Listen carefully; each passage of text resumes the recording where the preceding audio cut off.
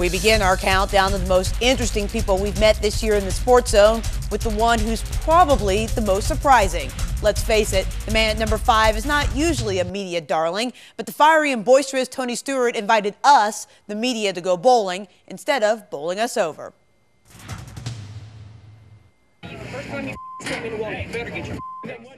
This is the Tony Stewart we all know and love, or at least love to hate.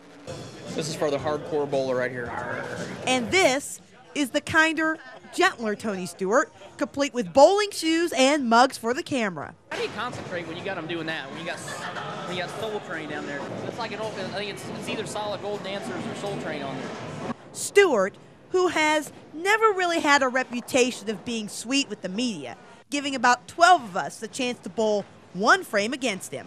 No, I'm not a very good bowler. I'm a lot better on a pool table than I am on a bowling lane. Tony's game started in the pits. How's that left through? No bite on the high side there. But by the time it was my turn, well, let's just say he had found his groove. We'll let you walk halfway down the gutter, and then you can throw the ball.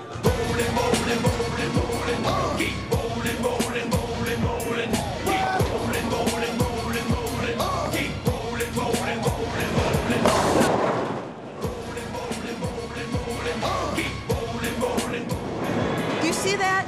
I hit the most balls I've ever hit in my life bowling. He bowls a strike. Apparently, the kinder, gentler Tony isn't kind enough to let me win. That's because he's still a competitor even when he's not racing. I like to do anything that's competitive, anything that you can compete against somebody on a casual level. It's fun. You know, just going out and being a regular person and then having the people around you treat you like a regular person, that's the hardest part. You know, it's cool to be a race car driver when we're at the racetrack, but when we're away from the track, we just want to be like everybody else. This is a side of Stewart few members of the media get to see, although I wouldn't want to go near him in the race simulator. The person at number 4 will have you believing in the catchphrase, score one for the little guy. At somewhere between 5'4" and 5'6", Fabian Timmons is still a giant on the football field.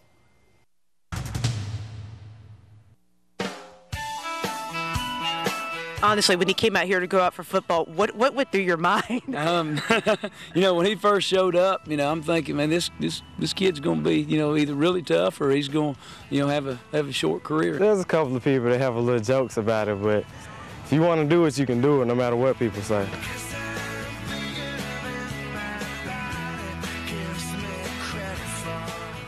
They say football is a game of inches, which means by football standards, Fabian, who is somewhere between 5'2" and 5'6", wouldn't measure up. But his coach will be the first to tell you that anyone that actually believes that about Fabian, well, they're in for a rude awakening on Friday nights. He's got a tremendous heart. You know, he's a kid that, you know, when you look at him, you know, size-wise on the football field, he doesn't really look like he ought to fit in. But Fabian's probably pound for pound one of the toughest guys that we've got. And on top of that, he's a smart kid. The doubters, did they make you work harder? Of course. It makes me have a stronger will about it. Especially in the games, they laugh. I make sure I get them back before the end of the game. And the juniors had to step it up this season. After the loss of Brett Hayes in the game 2 weeks ago versus Tyner, the defenses looked to Fabian to guide them on the field. He's one of the true defensive leaders that stepped up since Brent's gone down. So, you know, he's definitely a key man for us. I work real hard to prepare for it. So whatever comes my way, I feel I can take it. I mean, I've been taking it all season. I feel like I'm going to continue to take it.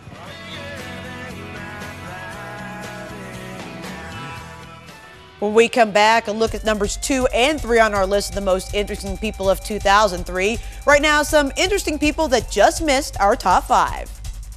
This is just a total beautiful opportunity for every woman out there. And what's nice is, you know, you see little girls come in about 13, 14 wanting to play. Sad about that. I feel honored to have been a part of it. I tell you that though, and I can't imagine what's going to happen now. But I mean, I'm excited for the future. I'm sure that there were a bunch of folks that were going, wait a minute, you got a successful career here with responsibility, a 6-figure income and all that kind of stuff, and you're successful. And I said, you know what? I'm successful by everybody else's definition but my own, because my definition of success is happiness. Back to our list of the most interesting people of 2003, and the young man at number 3 has never caught a pass, never made a tackle, or kicked a game-winning field goal. But make no mistake, Matthew St. Charles is the Chattanooga Mocs football team's spiritual leader. Fox 61 Sports Director Mark Edwards reports. I want to be. At number 2 is Lee University basketball player Lorenzo Withright. As a freshman, he was named Trans-South Conference Player of the Year. But it's what happened off the court that's changed the Flames' 6'8" senior center's life forever and really makes him someone to look up to.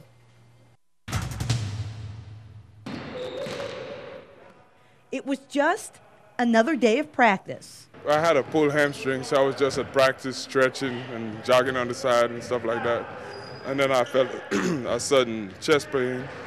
But I went through the whole practice. I stayed here, and then I went home, took a shower, had some breakfast. Then I went to the clinic.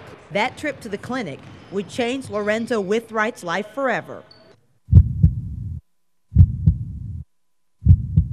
They told me right away that we need to take you to the emergency room. When he went to the hospital, to be honest with you, most of us thought he had indigestion or something like that. That's when I found out we're getting a heart attack. It stunned us all. I mean, immediately we took a back seat to it. And we weren't thinking basketball, we were thinking about his life. After suffering from a heart attack at such a young age, it appears as if the two-time All-American's basketball days were over. Fortunately, they said they felt like he would be okay as far as operating day to day, but as far as athletically, it wouldn't happen again. But after working out a little over the summer, I felt good, and I talked to coaches over the summertime, and once I came back here to do my graduate program,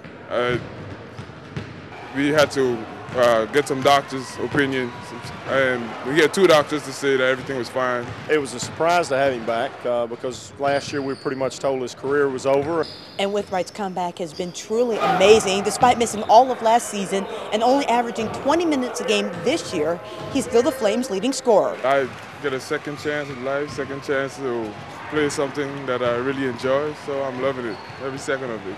Naturally, we're glad to have him back. He's a 2-time All-American. amazingly, Withright has been cleared to play without any restrictions, and his coach and teammates think it's a miracle. When we come back, our choice for the SportZone's most interesting person of 2003. Right now, some interesting people that just missed the top 5. I started just getting little gifts and things, you know, and I kept everything. And then each time I'd see something new, I'd buy it. A lot of the students and faculty, everybody thinks it's a great idea. Back in the logging camps, at the end of their season, they'd get all together and see which camp had the best lumberjacks, and that's kind of where it started and has evolved into the sport it is today. Many of you may not even remember a chilly November Mocs game versus the Citadel in 2001. Chattanooga lost in overtime. But it's not a game that receiver Quinto Aquazima will soon forget. His amazing comeback makes him our choice for the most interesting person of 2003.